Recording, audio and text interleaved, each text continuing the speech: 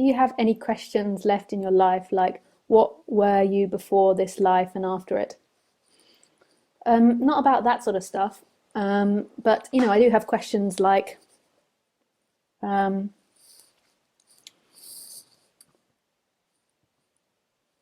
if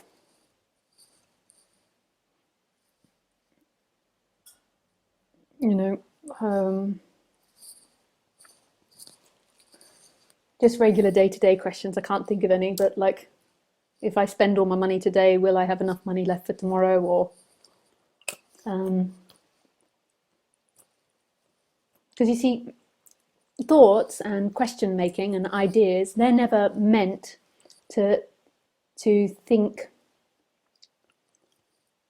about existential stuff. They're done to, thinking is about practicality. It's not about the meaning of life. It's about practical things of how to build a table and how to put up a house. But it becomes existential because we believe we are something separate from the whole entire life. And so therefore, what happens in non-duality is a questioning of that thought process and those ideas. But non-duality isn't that. Non-duality is your essence that's prior to thinking. Thinking can't get you home, but the one that believes it's separate seems to veil home. It claims this love, this beingness, and makes it feel trapped inside the body. And bizarrely enough, there's so much of a focus on seeking and what you haven't got that it makes it feel incomplete.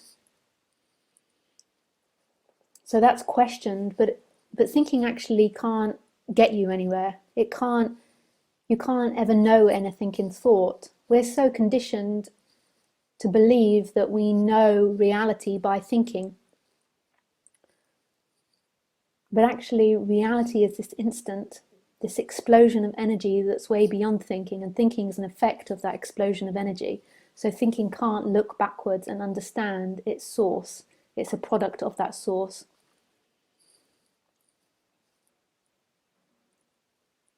A bit like champagne. So if you shake champagne and you take the lid off and those bubbles explode out and up, and that's all made of water and air. Where was I going with that?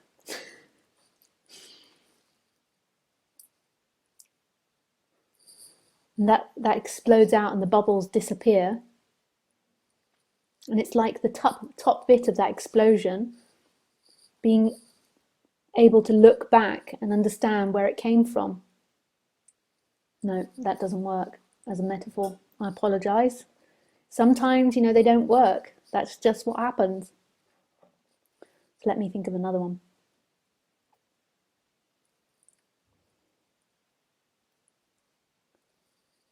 I suppose the best one always is the projector. So it's like the projector projecting light onto a screen, and it makes a film, and inside that film the characters can't look back into the light to see the projector. The characters in fact don't exist. They're a product of that projector. So you with thoughts is the film. Your thoughts are the film. So your thoughts can't possibly understand where they've come from. But sure, there can be the feelings of last lives and images of last lives coming up, but that doesn't mean anything. That's not really talking about the nature of reality. That's still talking about the film. And there's nothing wrong with talking about the film. I have last life memories, and I understand Lisa and her conditioning better and better daily.